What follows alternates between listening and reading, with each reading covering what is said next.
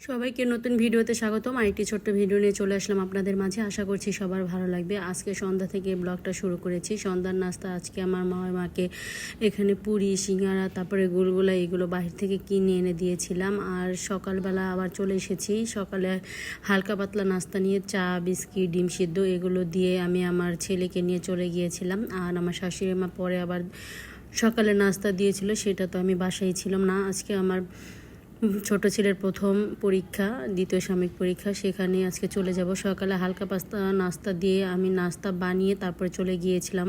আমার ছেলেকে খাইয়ে রেডি করে নিয়ে গিয়েছিলাম। আর নাস্তা খাওয়ানো দেখানো হয়নি। এরপর এখানে আমি একটুখানি ওকে পড়াগুলো রিভিশন দেওয়াচ্ছি। সবগুলো পারে, একবার লেখিয়ে নিয়ে গেলে আর একটু ভালো হয়। সেজন্য পরীক্ষার আগে প্রতিদিন আমি একবার করে লিখিয়ে নিয়ে যাই।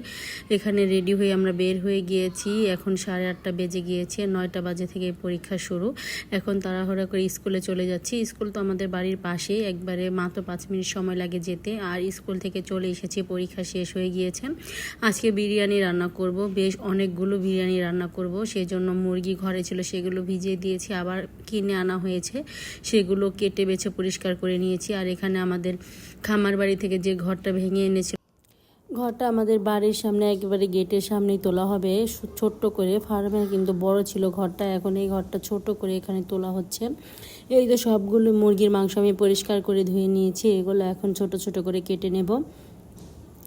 সব কিছু কেটে বেছে নিয়েছি। এখানে কিছু আলু নিয়েছি, পেঁয়াজ নিয়েছি, মাংসগুলো পরিষ্কার করে ধুয়ে নিয়েছি। আর এখানে আমি টক দই বানিয়ে রেখেছিলাম আগেই। এখন রান্না শুরু করে দেব। প্রথমে আমি তেলের মধ্যে আলুগুলো লবণ দিয়ে সুন্দর করে ভেজে নেব।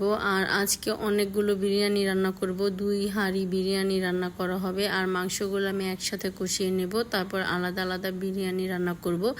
1 হাঁড়ি আমাদের খাওয়ার জন্য, আর 1 হাঁড়ি আমার ননদের শ্বশুর বাড়িতে পাঠাবো, সেই জন্য 2টা হাঁড়িতে রান্না করব। আর বাড়িতে যে লোকগুলো কাজ করছে তারাও আজকে দুপুরে আমাদের এখানে খাবে। এই তো বিরিয়ানি রান্নার সব মশলা এখানে রেডি করে নিয়েছি। এখানে বিরিয়ানির মশলা, গোটা গরম মশলা, তারপর লবণ, ধনিয়ার গুঁড়া, মরিচের গুঁড়া, আদা রসুনের পেস্ট, আর এখানে আমি টক দই বানিয়ে রেখেছিলাম, আর এখানে পেঁয়াজ কুচি, সব কিছু রেডি। এখন আস্তে আস্তে রান্নাটা করে নেব। আলুগুলো লাল লাল করে ভেজে তারপর একেবারে তুলে রাখবো। আর আলু কিন্তু তেলে ভেজে নিলে অনেক তাড়াতাড়ি সেদ্ধ হয়ে যায়। আলুগুলো একবারে সম্পূর্ণ সেদ্ধ হয়ে গিয়েছে। এগুলো আর মাংসতে না দিয়ে সরাসরি বিরিয়ানিতেই দিয়ে দেওয়া যাবে। এখন আলুগুলো তুলে আমি এখানে কিছু বেরেস্তাও তৈরি করে নেব। বিরিয়ানির মধ্যে বেরেস্তা দিলে খেতে বেশ ভালো লাগে আর অনেক সুন্দর একটা ঘ্রাণ আসে, তাই বেরেস্তাগুলো তৈরি করে নিচ্ছি। এই বেরেস্তাগুলো একবারে সুন্দর করে লাল লাল করে ভেজে নেব। এই তো আমার বেরেস্তা কিন্তু একেবারে রেডি হয়ে গিয়েছে। এখন তুলে রাখবো। তুলে তারপরে একেবারে বিরিয়ানির মাংস রান্না করার জন্য সব পেঁয়াজ দিয়ে দেব কষানোর জন্য। এখানে বেশ আমি অনেকগুলো পেঁয়াজ নিয়েছি, যেহেতু আমি মুরগি নিয়েছি 5 কেজি, সেজন্য এখানে প্রায় 1-1.5 কেজির মতো পেঁয়াজ কেটে নিয়েছিলাম। পেঁয়াজগুলো সুন্দর করে ভেজে নিয়েছি। এখন অল্প একটু পানি দিয়ে দিলাম যাতে মশলাগুলো পুড়ে না যায়। পানি দিয়ে আমি সব মশলা এখানে দিয়ে দিব একে একে। প্রথমে আমি আদা রসুনের পেস্টগুলো দিয়ে দিলাম। এখানে আমি প্রয়োজন যতটুকু ততটুকুই রেখে দিয়েছিলাম। এখানে আমি 5 কেজি পরিমাণ মাংসের জন্য আদা রসুন নিয়েছি। আদা রসুনগুলো আজকে ব্লেন্ডার করেছি, কেটে ফ্রিজে রেখে দিয়েছিলাম, আজকে ব্লেন্ড করে একেবারে তাজা তাজাই দিয়ে দিলাম। আর এখানে সবগুলো মশলা ঢেলে দিলাম। এখন ভালো করে মশলাটা কষিয়ে নেব, সাথে টক দইগুলো দিয়ে দেব। টক দই দিয়ে তারপর একসাথে মশলাটা কষিয়ে নিতে হবে। আমি সবসময় বিরিয়ানি এভাবেই রান্না করি। আমি যেভাবে রান্না করি সেভাবে আপনাদের সাথে শেয়ার করছি। আমি কিন্তু কোনো সময় বাদাম টাদাম এত কিছু ব্যবহার করি না। হাতের কাছে থাকলে দিই, না থাকলে না দিই। ঘরে যেই উপকরণগুলো থাকে সেগুলো দিয়ে আমি বিরিয়ানি রান্না করে নিই। আর হাতেই টক দই সবসময় বানিয়ে থাকি। এই তো এখানে আমি টক দইগুলো এখন দিয়ে আরেকটু ভালো করে কষিয়ে নেব। কষিয়ে তারপর এখানে ধুয়ে রাখা মাংসগুলো দিয়ে দেব। এই তো সব কিছু দিয়ে দিলাম। এখন একটুখানি টমেটো সস দিয়ে দিচ্ছি। ঘরে যতটুকু ছিল ততটুকুই দিয়ে দিচ্ছি। দিয়ে তারপর ভালো করে কষিয়ে তারপর রান্নাটা করে নেব। আমার এই ছোট ছোট ভিডিওগুলো যদি আপনাদের কাছে ভালো লাগে তাহলে আমার ইউটিউব চ্যানেলটা সাবস্ক্রাইব করে দেবেন। আর সাবস্ক্রাইব করা হলে পাশে থাকা ছোট্ট বেল আইকনটি প্রেস করে দেবেন, তাহলে আমি নতুন নতুন ভিডিও ছাড়ার সাথে সাথে আপনাদের কাছে নোটিফিকেশন চলে যাবে, আপনারা আমার ভিডিওটি দেখে নিতে পারবেন। এই তো মশলাগুলো কিন্তু সুন্দর করে কষানো করা হয়ে গিয়েছে। এখন এখানে আমি ধুয়ে রাখা মাংসগুলো একে একে দিয়ে দিচ্ছি। সবগুলো মাংস দিয়ে আস্তে আস্তে কষিয়ে নেব। যেহেতু এখানে অনেকগুলো মাংস, এখানে আর কোনো পানি দিতে হবে না। এই মুরগি মুরগির মাংসতেই কিন্তু রান্নাটা সুন্দরভাবে হয়ে যাবে। সবগুলো মাংস এখানে দিয়ে দিয়েছি। আস্তে আস্তে এখন মাংসগুলো কষাই করে নেব। আর ব্রয়লার মুরগি রান্না করতে তেমন সময় লাগে না, খুব তাড়াতাড়ি কিন্তু সেদ্ধ হয়ে যায়। আর বাহিরে আজকে সুন্দর রোদ উঠেছে, ঝলমলে রোদ। রোদে থাকলে কিন্তু ভালো লাগে, আবার বৃষ্টির সময় আরেকটা মজা হয়।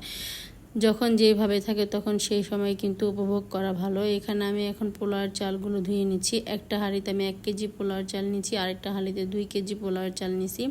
প্রথমে আমি 2 কেজি পোলাও চাল বসিয়ে দিয়েছি বিরিয়ানির জন্য। এটা আমাদের বাড়িতে খাবো, আমাদের বাড়িতে মেহমান আছে, তারপর আবার কাজ করার জন্য লোক নিয়েছি, তারাও আছে, সবাই মিলে এই বিরিয়ানিগুলো খাওয়া হবে। এখান থেকে মাংস কিছুটা আমি আরেকটা বিরিয়ানি পাতিলে দিয়ে দেব, আর কিছুটা এখানে দিয়ে দেব।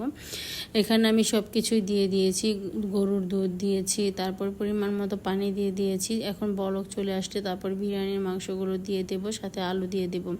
আরেকটা হাঁড়িতে এখানে চাল ভেজে নিচ্ছি। এই হাঁড়িটা একেবারে ধরেই দিয়ে দেব, তাই আলাদা করে রান্না করছি। এই 1 কেজি চাল এখন সুন্দর করে ভেজে তারপর আমি এখানে দুধ, গরম মশলা সব কিছুই দিয়ে দেব। এই তো এখানে বিরিয়ানির চালটা কিন্তু বলক চলে এসেছে, আর পানিগুলো অনেকটাই কমে গিয়েছে। এখন এখানে চাল, মাংস, তারপরে আলু সব কিছু একসাথে মিশিয়ে দিতে হবে। আর এখানেও চালগুলো আমি সুন্দর করে ভেজে নিচ্ছি। এই তো এখানে আমি মাংস আর আলুগুলো দিয়ে দিচ্ছি, দিয়ে তারপর ভালো করে মিশিয়ে নেব। এখানে পরিমাণ মতো চিনি দিয়ে দিয়েছি স্বাদ অনুযায়ী। যেহেতু আমি টক দই ব্যবহার করেছি, তাই অল্প একটু স্বাদের জন্য চিনি দিতে হয়। তারপর পরিমাণ মতো লবণ সব কিছুই দিয়ে দিয়েছি। এখন ভালো করে মিশিয়ে দমে দিয়ে দেব। এখানে যেহেতু অনেকগুলো বিরিয়ানি, দমে কিন্তু তাড়াতাড়ি হয়ে যাবে। এখন ভালো করে নেড়েচেড়ে একটা ঢাকনা দিয়ে দমে দিয়ে দেব, তাহলে এই বিরিয়ানিটা একেবারে রেডি হয়ে যাবে। তারপর আমি পাশের হাঁড়ি বিরিয়ানিটাও রান্না করে নেব। 2টা পাতিলাই বসিয়ে দিয়েছি, আস্তে আস্তে 2টা পাতিলাই রান্না করে ফেলবো। আর কিছু ডিমও সিদ্ধ করে নেব আমার ননদের শ্বশুরবাড়িতে পাঠানোর জন্য। আর এখানে বিরিয়ানিটা এখন সুন্দর করে নেড়ে চেড়ে তারপর ঢাকনা দিয়ে ঢেকে দমে বসিয়ে দিলাম। এরপর আমি এই পাতিলার মধ্যেও কিন্তু পরিমাণ মতো পানি দিয়ে দিয়েছিলাম, গরুর দুধ দিয়ে দিয়েছিলাম, লিকুইড দুধ। এখন বলক চলে এসেছে, একটু পরে এখানেও আমি মাংস, তারপরে আলু সব কিছু দিয়ে দিব। আর এখানে কিন্তু দম বসিয়ে দিয়েছি। বিরিয়ানিটার সাথে সালাদ কেটে নিয়েছি, শসা, টমেটো না শসা, লেবু, পেঁয়াজ, কাঁচামরিচ এগুলো দিয়ে দেব শসা সালাদ হিসেবে। আর এখানে এই তো ছোটো হাঁড়ির মাংসগুলো আলাদা করে বেড়ে রেখেছিলাম, এখন দিয়ে দেব। এই পানিগুলো কিন্তু কমে এসেছে, পোলাও চালে কিন্তু অনেকটা পানি কমে এসেছে। এখন মাংস দিয়ে আলু দিয়ে ভালো করে নেড়ে চেড়ে দমে বসিয়ে দেব। বড় হাঁড়িটা হয়ে গিয়েছে, এগুলো খাওয়া দাওয়া করতে করতে এই হাঁড়ির বিরিয়ানিগুলো একেবারে রেডি হয়ে যাবে। এখন নেড়ে চেড়ে চুলার আঁচটা একেবারে কমিয়ে ঢাকনা দিয়ে ঢেকে রাখবো।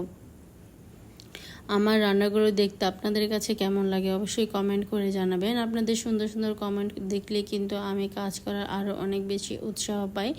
এখন ঢাকনা দিয়ে ঢেকে এই বিরিয়ানিগুলো রেখে দেবো। আর পরিমাণ মতো লবণ, চিনি সব কিছুই দিয়ে দিয়েছি। আর এই বিরিয়ানিটা কিন্তু একেবারেই রেডি হয়ে গিয়েছে। এখন সুন্দর করে বেরেস্তা দিয়ে তারপর সবাইকে খাবারের জন্য বেড়ে দিয়ে দেবো। বেরেস্তার গ্রানটাই কিন্তু অনেক বেশি ভালো লাগে, আর একটু মিষ্টি মিষ্টি সুন্দর একটা ফ্লেভার আসে। আর পাশের চুলে আমি ডিম সেদ্ধ বসিয়ে দিয়েছি। এখানে আমার বিরিয়ানিটাও কিন্তু একেবারে রেডি হয়ে গিয়েছে। ডিমটাও সিদ্ধ বসিয়ে দিয়েছি, হতে থাক 2টা একসাথে। এটা একটু নেড়ে চেড়ে তারপর আরেক ঢাকনা দিয়ে ঢেকে রাখবো, তাহলে বিরিয়ানিটা একেবারে রেডি হয়ে যাবে। উপরে চালগুলো একবার নিচে দিয়ে দিচ্ছি, আর নিচের চালগুলো উপরে দিয়ে দিচ্ছি। সবগুলো চালই প্রায় সেদ্ধ হয়ে গিয়েছে, উপরেরগুলো কিন্তু অনেকটাই সেদ্ধ হয়ে গিয়েছে। একটু উল্টে পাল্টে দিলে একবারে সুন্দরভাবে সেদ্ধ হয়ে যাবে। আমার 2 হাঁড়ি বিরিয়ানি কিন্তু অনেক বেশি ঝরঝরে হয়েছে, আর খেতে মাশাআল্লাহ অনেক বেশি মজা হয়েছিল। এই তো ঢাকনা দিয়ে এই বিরিয়ানিগুলো ঢেকে দিচ্ছি, সাথে একটু বেরেস্তা দিয়ে দিচ্ছি। যেহেতু একেবারে রেডি হয়ে গিয়েছে, তারপর বেরেস্তা দিয়ে ঢাকনা দিয়ে ঢেকে রাখছি। আর এখানে আমি বড় হাঁড়ির বিরিয়ানি আমাদের যে কাজ করছে তাদেরকে প্রথমে খাবারটা দিয়ে তারপরে উপরে নিয়ে যাব আমরা খাওয়ার জন্য। তাদেরকে নিচেই খাবারটা দিয়ে দেব। সবাইকে খাবার দিয়ে তারপরে একেবারে উপরে চলে যাব। এইভাবে সবাইকে প্লেটে প্লেটে বেড়ে তারপর দিয়ে যাব।